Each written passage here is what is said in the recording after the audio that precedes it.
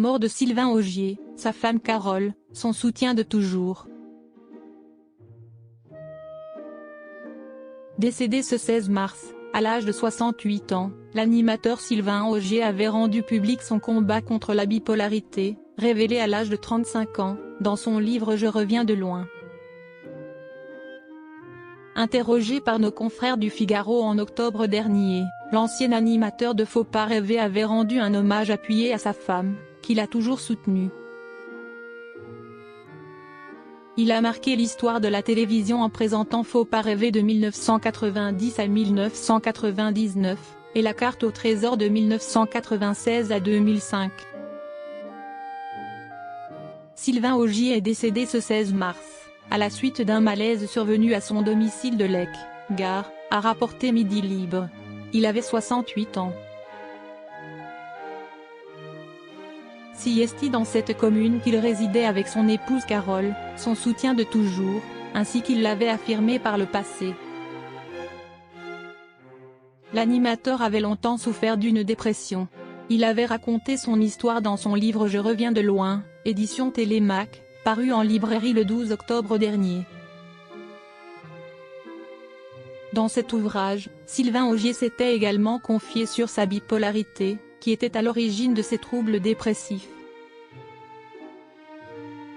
En parallèle de la maladie, l'ancien animateur de La carte au trésor avait vécu d'autres épreuves au cours de sa vie.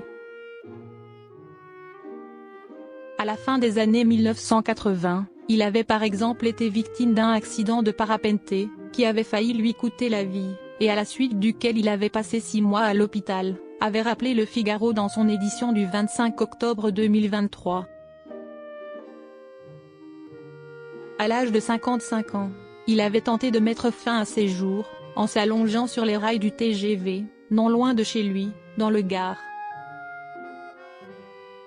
Si l'homme de télévision n'était pas passé à l'acte, c'était parce qu'il avait finalement eu un éclair de lucidité et d'amour pour ses proches, quelques secondes avant le drame. Le suicide, si est-il la fin de ma souffrance, mais le début de celle des autres, de ma femme, de mes enfants, de mes amis, avait-il observé auprès de nos confrères. Sylvain Augier avait alors rendu un hommage touchant à sa femme Carole, qui s'était toujours montrée présente dans les moments difficiles, comme il l'avait rappelé. Mon épouse avec laquelle je suis marié depuis 33 ans est un soutien extraordinaire. Elle ne m'a jamais lâché mais elle m'a parfois secoué, engueulé, avait raconté celui qui a longtemps gardé sa bipolarité pour lui. Avant de préciser, quand je devenais accro à la morphine, après mon accident de parapente, elle m'a lancé, si tu n'arrêtes pas, je te quitte et j'ai stoppé ça dans la minute. Sa théorie au sujet de son éviction de La carte au trésor. À la télévision, on n'arrête pas toujours de présenter une émission par choix. Ainsi, en 2005, l'animateur de télévision Sylvain Augier avait été remercié par France 3. Il présentait le jeu d'aventure La carte au trésor depuis 1996. 18 ans plus tard, il était revenu sur cette éviction, qui l'avait affecté, dans l'émission Chez Jordan. Il avait alors confié sur le plateau que l'annonce lui avait été faite par la direction des programmes de France Télévisions au prétexte que j'avais eu un accident de moto en Corse.